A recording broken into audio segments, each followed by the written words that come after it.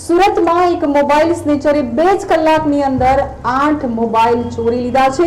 આના CCTV footage પણ સામે આવ્યા છે. ચેઇન સ્નેચિંગ અને વાહન ચોરીના ગુનાહિત ભૂતકાળ ધરાવતા કોસાડ આવાસના 21 વર્ષીય યુવકે 30મી ઓગસ્ટે બપોરે પંડોળ વિસ્તારમાંથી એક બાઇક ચોરી કર્યાના 2 કલાકમાં જ 8 કિલોમીટર વિસ્તારમાં 8 વ્યક્તિઓના મોબાઈલ સ્નેચિંગ કરી આતંક મચાવ્યો છે.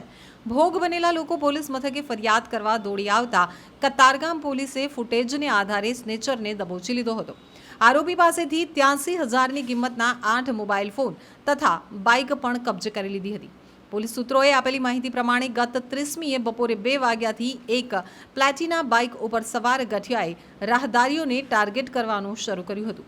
ચોક બજાર પારસા સોસાયટી પાસેથી વસ્તા દેવડી રોડ, કતારગામ સુમુલ ડેરી રોડથી મહિધરપુરા વિસ્તારના 3 પોલીસ મથકના 8 કિલોમીટર વિસ્તારમાં રૂટ ઉપર જે વ્યક્તિ મોબાઈલ ફોનનો ઉપયોગ કરતી દેખાય તેનો ફોન આંચકી લેવાયો હતો.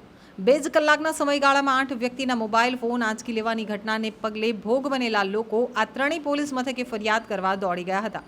લોકોની કાગા રોડ વચ્ચે પોલીસે સીસીટીવી ચેક કરતા કતારગામ પોલીસ આ શખ્સને ઓળખી ગઈ હતી ને ઉત્તરાયણમાં 2 ગુનામાં થોડાક સમય પહેલા જ પકડાયેલો અને કોસાડ આવાસમાં રહેતો સુમિત ઉર્ફે ગોલુ મદન મોહન સહાની ને પોલીસે ઉચકી લીધો હતો. સુમિતની પાસેથી પોલીસે ચોરીના મનાતા 83,000ની કિંમતના 8 મોબાઈલ ફોન ઝડપી લીધા હતા.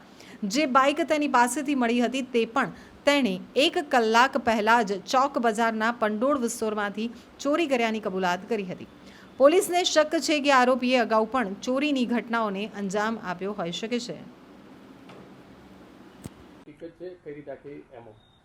તારીખ 30 ઓગસ્ટના રોજ કતારગામ પોલીસ સ્ટેશન વિસ્તારમાં મોબાઈલ સ્નેચિંગના બનાવો પોલીસના ધ્યાને આવતા સર્વેલન્સ સ્ટાફના અધિકારી તથા કર્મચારીઓએ આરોપીના સીસીટીવી ફૂટેજ મેળવવાનો પ્રયત્ન કરેલ, જેમાં સફળતા મળતા આરોપી સુમિત ઉર્ફે ગોલુ મદન મોહન સાહની નામના આરોપી કે જે કોસાડ આવાસમાં રહે છે તેની ધરપકડ કરેલી.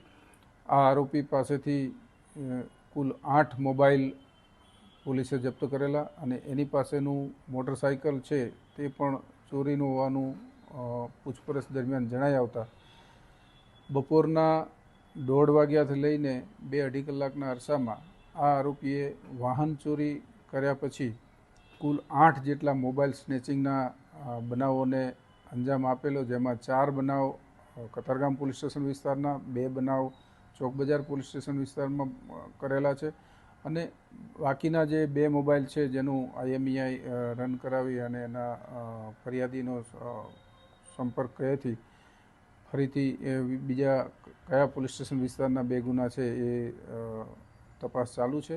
હાલમાં આરોપીની ધરપકડ કરી એની વિરુદ્ધમાં કુલ 7 ગુના દાખલ કરવામાં આવેલા છે, જેમાં કતારગામ પોલીસ સ્ટેશન વિસ્તારના 4 ગુના છે અને 3 ગુના ચોક બજાર પોસ્ટે ખાતે દાખલ થયેલ છે. આ કામના આરોપી જે છે અગાઉ પણ મોબાઈલ સ્નેચિંગના ગુનામાં 2 વખત ઉત્તરાયણ પોલીસ સ્ટેશનમાં પકડાયેલા છે. આમ આરોપીનો ગુનાહિત ઇતિહાસ છે, તેથી આરોપીની ધરપકડ કરી વધુ તપાસ હાથ ધરી અન્ય કોઈ ગુનાઓને અંજામ આપેલ છે કે કેમ અને આરોપીઓ સાથે અન્ય કોઈ સહ આરોપીઓ છે કે કેમ એ દિશામાં પોલીસે તપાસ હાથ ધરેલી છે.